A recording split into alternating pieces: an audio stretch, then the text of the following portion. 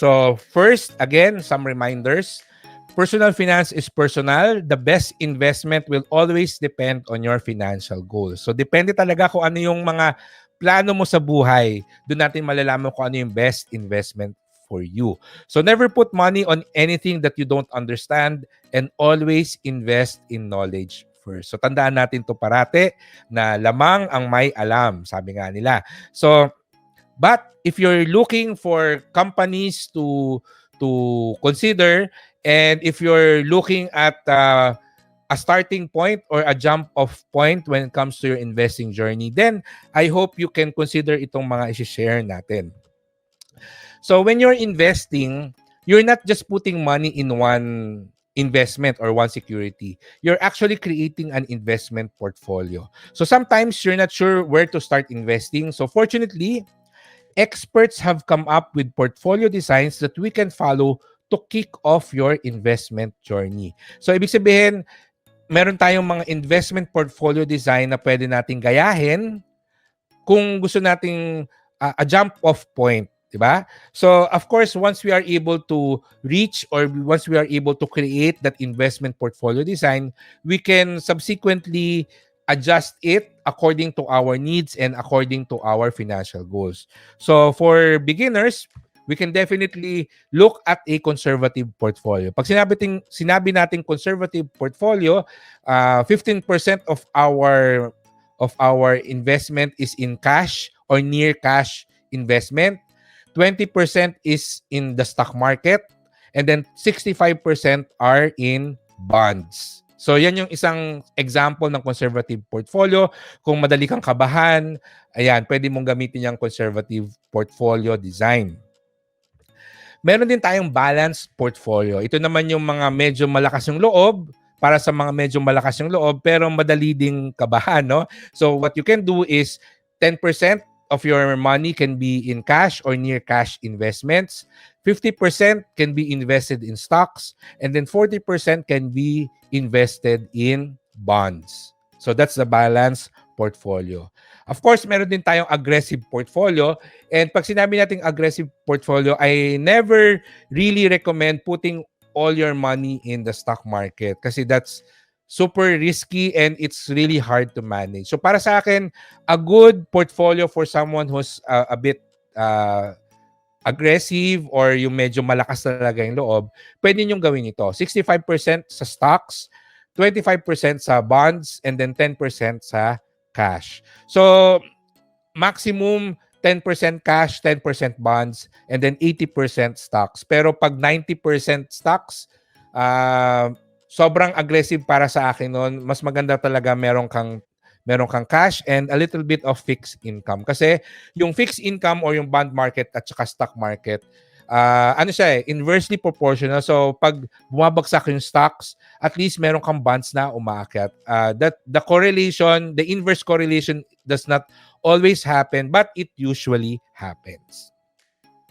Ngayon, in recent years, merong naging popular na investment portfolio design. Actually, these are just the basic, no, yung conservative, balanced, and aggressive. And a lot of fund managers, stock analysts, and financial experts are trying to create their own investment portfolio design. And one of the more popular ones ay itong kay Ray Dalio. Yung Ray Dalio's all-weather portfolio. So bakit siya all-weather portfolio? Kasi itong portfolio design na to, regardless of what's happening in the market, ay it will perform well and it will perform better than the index. And itong all-weather portfolio ni Ray Dalio, it is composed of 15% short-term bonds, 40% long-term bonds, 7.5% na gold, 7.5% na commodities, and then 30% in stocks. Okay, so mapapansin nyo, di ba? Meron mas malaki yung ini-invest niya sa long-term bonds kesa sa stocks. However, yung pangbalanse niya nun, just in case na may market rally, usually kasi pag may stock market rally, nagpa-follow din yung mga commodities no? So tapos may pambalance siya na gold. And then meron siyang short-term bonds na medyo relatively stable yung prices. So napakaganda nitong all-weather portfolio na to ni Ray Dalio. I've been doing some research about it for the past few months. So just to give you an idea, this portfolio design is by a hedge fund manager na si Ray Dalio. So hedge fund manager siya.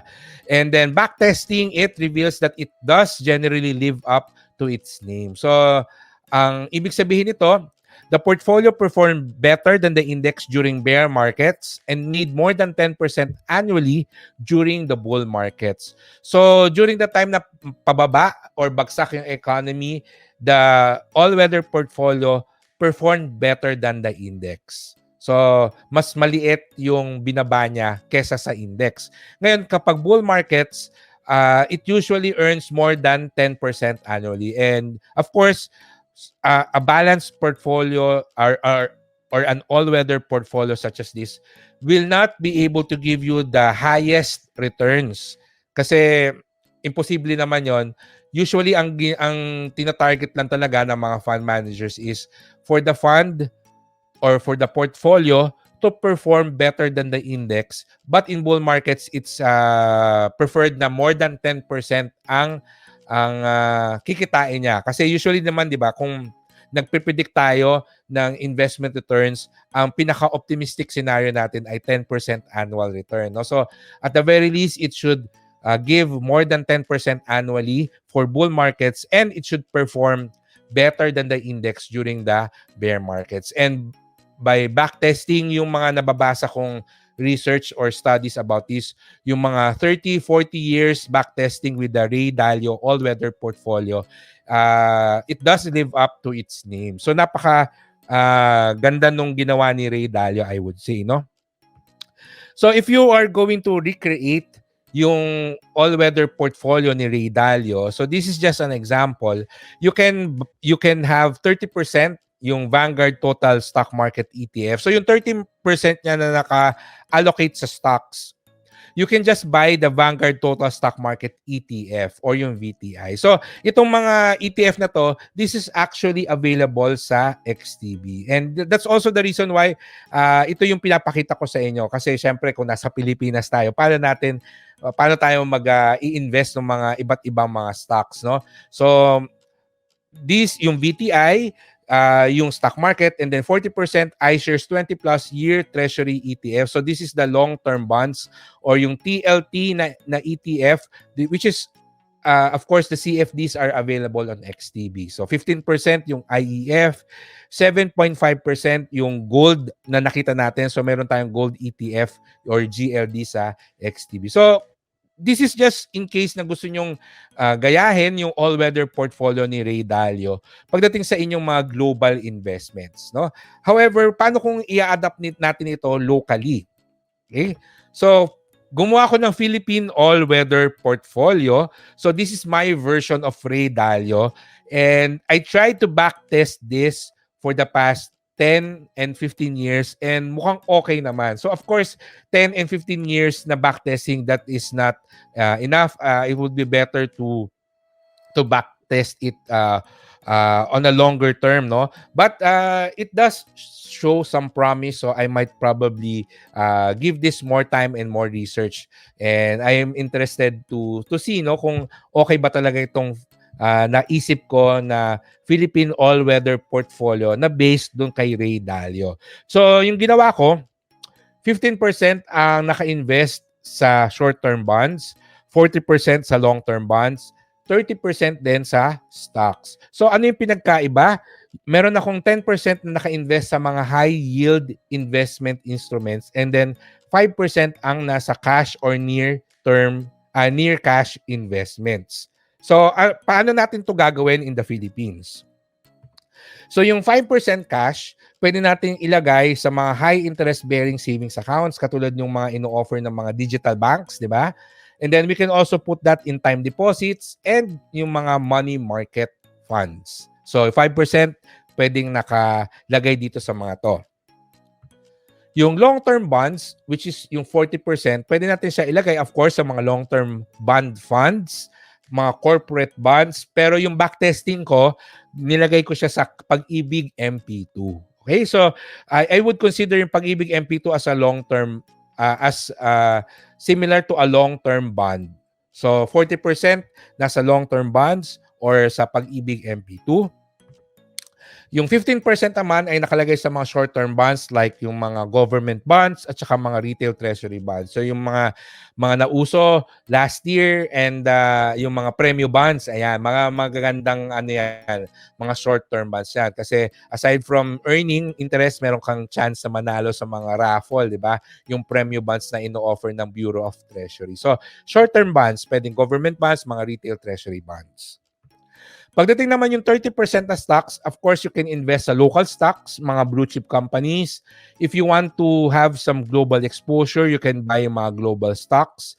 And then you can also buy mga index funds kasi yung mga index funds are considered equity investments. Mga ETF, well, particularly sa Pilipinas, yung First Metro ETF lang ang available na ETF sa atin. But of course, sa ibang markets, may mga ibang ETF. And then, recently, dumadami din sa Pilipinas yung mga feeder funds na available and yung mga REITs or Real Estate Investment Trust. Kasi at the end of the day, those are still equity investment, yung mga REITs. So 30% of your investment portfolio can be focused on these items. Bahala na kayo. Ako, I like investing sa local stocks, index funds, and REITs. So, depende ngayon kung ano yung preference niyo. But at least around 30% ay nakalagay dyan. High yield, ito 10%. So, saan nyo ilalagay yung 10% ng inyong investment portfolio? Pwede nyo ngayon itong ilagay sa mga cryptocurrencies, commodities, precious metals, katulad ng gold, silver, and then forex, and also global funds. So, hindi tayo magpapahuli kasi syempre there are opportunities to make money from this high volatility, high risk, but super high return or high yield assets, no? So, pag tinatanong ako kung magkano ba dapat yung nilalagay ko sa Bitcoin, for example. So, ang usual recommendation ko kapag beginner ka pa lang ay 5%. Pero kung medyo may alam ka na and okay na naman yung iyong investment portfolio, then up to 10% I think it would be okay pag nilalagay mo sa mga to, no? And then basically that's the Philippine all-weather portfolio. Again, hindi very intensive yung backtesting na ginawa ko. I just tested it sa 10-year at saka past 15 years and it performed okay naman. Pero kasi medyo skewed yung data ko, I would say, no? Bakit? Kasi ito yung ginawa kong backtesting. 5% of the money I put in a digital bank savings account kasi at present, di ba, 4% per annum yung ino-offer ng mga digital banks, no? But of course, they haven't been available for the past 10 or 15 years. In recent years lang siya. So that's one consideration do sa backtesting ko. Inassume ko na they existed 15 years ago and 10 years ago. So, basta ganito yung ginawa ko. 5% ng investment portfolio ko nasa digital bank savings account. 40% ininvest ko sa Pag-ibig MP2. 15% nilagay ko sa isang fixed income na mutual fund. Then 30% ininvest ko sa mga blue chip companies and also sa FM ETF. So, basically yung 30%, 10% sa FM ETF, tas 20% sa dalawang blue chip companies.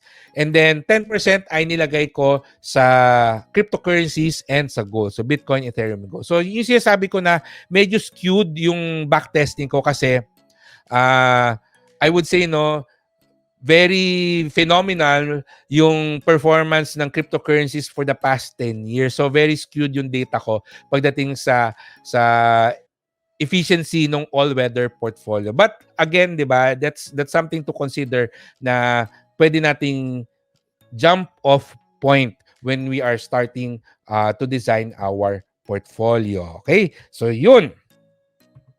So things to remember, always have an emergency fund. So ensure that you have adequate financial protection with an HMO and life insurance. So yung sinasabi kong composition, hindi yun yung composition ng lahat ng pera ninyo. That is just your investment portfolio. Hiwalay pa yung pera ninyo na nakatago for your emergencies and yung mga other near-term expenses ninyo. So dapat may nakahiwalay na yung budget noon. So ito talaga yung mga ini-invest ito talaga yung investment fund niyo, yung binigay ko sa inyong portfolio composition. And invest where it is convenient and accessible. Always check for fast and reliable customer service. So, kung babiyahe ka pa, ang tagal-tagal mag-open ng account, siguro wag ka na doon mag-open, di ba? So, open an account or invest where it is convenient and fast and accessible. Kasi ang mas importante ay yung nakakapag-invest ka kagad at nagkakaroon ka kagad ng opportunity to rebalance and monitor your portfolio. Kasi kung hassle mag-monitor, hassle mag-open, hassle mag-invest, kung saan ka mag-open ng account, hindi ka sisipagin, tatamarin ka gawin. And then don't rely on just one source of income. It is better to have multiple sources of income. So, marami akong kilala na ang source of income lang nila ay yung trabaho nila. And then, nakafocus talaga sila sa pag-i-invest, which is good. However, syempre, kung isa lang yung source of income mo, medyo high risk yon. Mas maganda kung marami tayong sources of income, marami tayong pinagkukunan ng pera para tuloy-tuloy yung pera na nai-invest natin. Hindi kasi tayo talaga yayaman kung nakafocus lang tayo doon sa mga investment. Mas what I found more advantageous or more beneficial is to continuously increase yung ating income so that yung nai-invest natin ay mas lumalaki, mas napapaganda natin yung portfolio natin, and mas natitake advantage natin yung mga optimistic na mga securities, no, o yung mga talagang nag-rally or nagte-trending upwards na mga assets. Kung marami tayong pang-invest. So we should not forget our income. So we try to build additional sources of income, kahit active income man yan or passive income, okay lang, no? May mga nakakausap ako na ang source of income lang nila ay yung trabaho nila. So I tell them na hanap ka ng side hustle or racket or something that you can do on the side to make money, not just to be productive but also to help your cash flow, di ba? So you can create additional budget for investing or kahit na pambili ng mga occasional wants natin. So don't rely on just one source of income. It's better to have multiple sources of income.